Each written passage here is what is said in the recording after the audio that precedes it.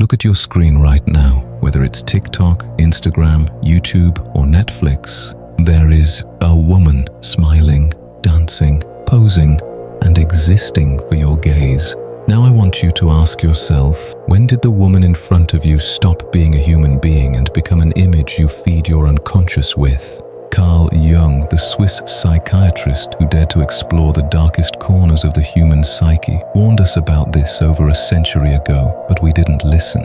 And now we've created a digital coliseum where women aren't gladiators. They are the entertainment between fights.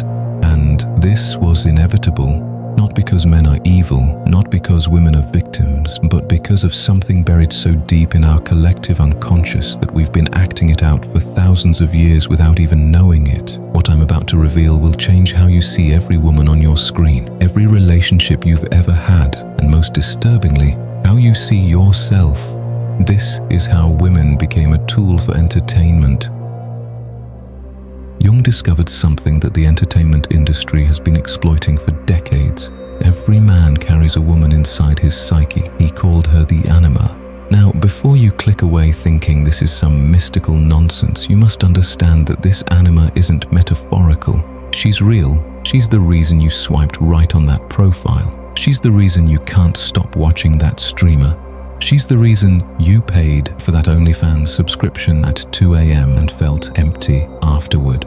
The Anima is your soul's image of the eternal feminine. She's constructed from every woman you've ever known. Your mother, your first crush, the girl who rejected you in high school, and the fantasy you created when you were lonely. Jung said she's made up of collective experiences going back thousands of generations. But here's where it gets dark. Most men never actually meet their Anima. They never do the inner work to integrate her into their consciousness, so she remains in the shadows, pulling the strings, making you obsess over women you've never met, making you confuse lust with love, making you think that consuming images of women will somehow satisfy the longing in your soul. The entertainment industry knows this. They've always known this. Think about every advert you've ever seen.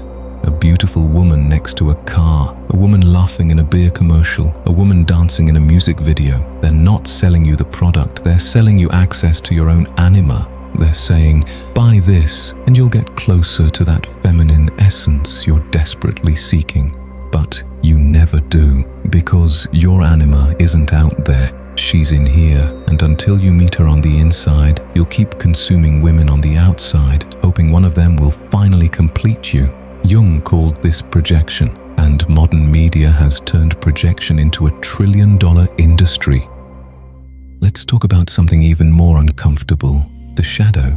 Jung said the shadow is everything we refuse to acknowledge about ourselves. It's the rage we suppress, the desires we're ashamed of, the darkness we pretend doesn't exist. And when it comes to the feminine, our collective shadow is massive.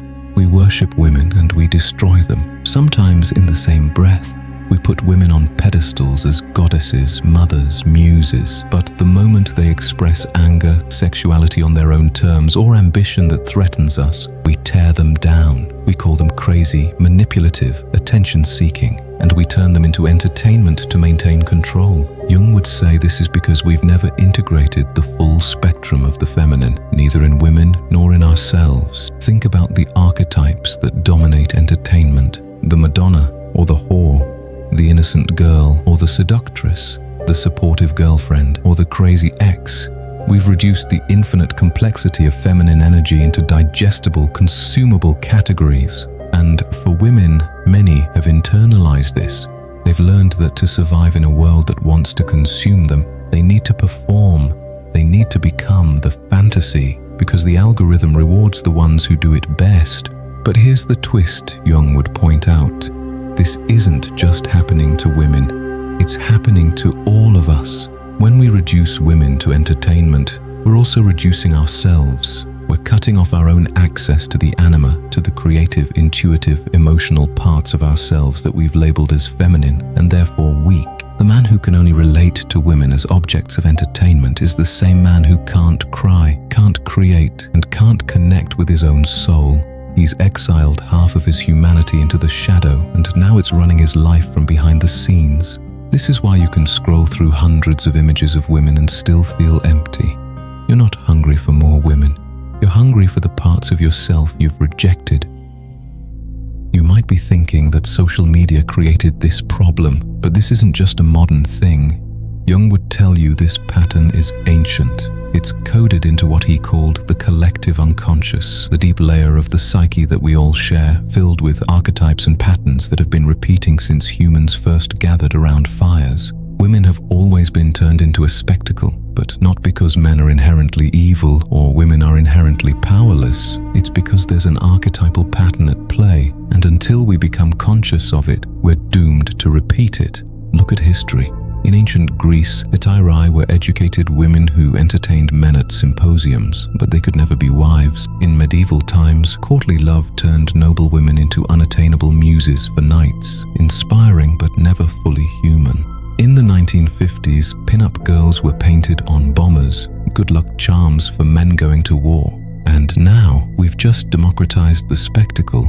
Every woman with a smartphone can become entertainment, and every man with a screen can become a consumer. But what archetype are we acting out? The answer is the terrible mother and the devouring feminine. In the collective unconscious, there's a fear that's as old as humanity, the fear that the feminine will consume us, that we'll be swallowed back into the womb, back into the unconscious, back into the chaos from which we emerged. So we try to control it. We turn the feminine into entertainment because entertainment is safe. It's contained. It's manageable. We can turn it on when we want stimulation and turn it off when we want peace. But the unconscious feminine doesn't want to be controlled. She wants to be integrated. She wants to be met as an equal. And when we refuse, she becomes the very thing we feared: destructive, chaotic, and consuming. This is why the men who consume the most feminine content often hate women the most. They're caught in the following cycle: craving the anima, projecting her onto real women, being disappointed when real women don't match the fantasy, and then consuming more content to escape the disappointment. And for women, they're caught too. They're rewarded with attention, money, and validation for performing femininity. But deep down, many of them know they're not being seen, they're being consumed. And there's a difference. Jung said the way out of any unconscious pattern is to make it conscious, to see it clearly, to stop acting it out automatically. So let me ask you, can you feel the pattern running in you? Now, before you think this is just about men's psychology, let me tell you about the Animus, the masculine energy that lives inside every woman's psyche. Just like men carry the anima, women carry the animus. And Jung said that when the animus is unconscious, it becomes critical, judgmental, and aggressive. It turns women against themselves and against each other. And here's where it gets really interesting. Many women have learned to weaponize male desire. They've learned to turn themselves into entertainment intentionally, not as victims, but as strategists. Think about it. An OnlyFans creator making 6 figures a month isn't a victim. A female streamer with thousands of subscribers isn't powerless. They've figured out how to monetize the male anima projection. They've turned the game on its head. Jung would say this is the animus in action, the masculine drive within women to achieve, to compete, to dominate. And they're doing it by giving men exactly what they want while maintaining complete emotional distance. This is the entertainment industrial complex. Men think they're consuming women, but women are actually consuming men's resources, attention, and energy, and they're doing it by performing an archetype. But here's the tragedy. This isn't integration either. This is just the shadow playing a different role. When women turn themselves into entertainment as a survival strategy or a power play, they're still trapped in the same pattern. They're still reducing themselves to an archetype. They're still exiling their full humanity, their anger, their vulnerability, and their complexity, because those parts don't get likes, don't get subscriptions, and don't get paid. The animus within them, instead of being integrated as healthy assertiveness and self-knowledge, it becomes a voice that says, you're only valuable if you're desirable, and you're only desirable if you perform. This is why so many women in the entertainment space, whether it's Hollywood, Instagram, or adult content, talk about feeling empty despite their success. They've won the game, but the game was rigged from the start. Jung would say both men and women are losing here. Men are disconnected from their inner anima, chasing her in pixels and performances, and women are disconnected from their authentic selves, performing the anima for survival and profit. The collective unconscious just keeps spinning the same pattern, generation after generation, and now at the speed of the algorithm. So what's the solution? How do we break the cycle? Jung's answer was always the same: integration, consciousness, and shadow work. For men, this means meeting your anima, not on a screen, but in your own psyche. It means sitting with the loneliness, the longing, the emptiness that makes you reach for your phone at midnight. It means asking, what am I really hungry for? You're not hungry for more content. You're hungry for connection with the feminine, both outside and inside yourself. You're hungry for creativity, intuition, emotion, and soul. These are the gifts of the integrated anima, and when you integrate her, something amazing happens.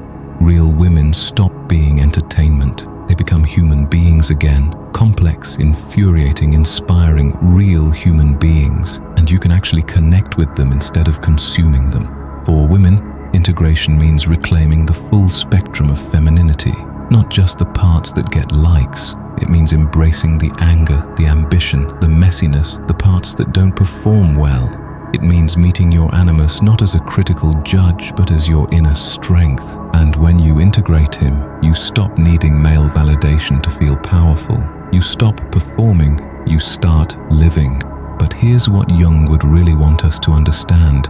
This isn't an individual problem. This is a collective crisis. We've created a culture that runs on unconscious archetypes. The entire economy of attention is built on keeping us asleep, keeping us projecting, keeping us consuming and performing instead of integrating and becoming whole. The algorithm doesn't want you to meet your anima, it wants you addicted to the search. The industry doesn't want women to stop performing, it wants them to compete to be the best fantasy. And nobody in power wants us to wake up and realize we're all trapped in a story that was written thousands of years ago, and we're acting it out with new technology, but the same unconscious patterns. So here's where I'm going to lose some of you. Maybe the real reason women became a tool for entertainment isn't because of patriarchy, capitalism, or technology. Maybe it's because both men and women are terrified of actual intimacy with the feminine. Think about it. The integrated feminine is chaos. She's nature, death, birth, and transformation. She's the unknown. She's everything we can't control, and modern humanity is built on control.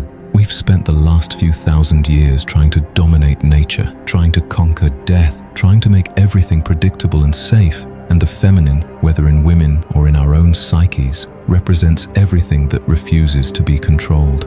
So we turned her into entertainment, not to oppress her, but to contain her, to make her safe, to make her manageable.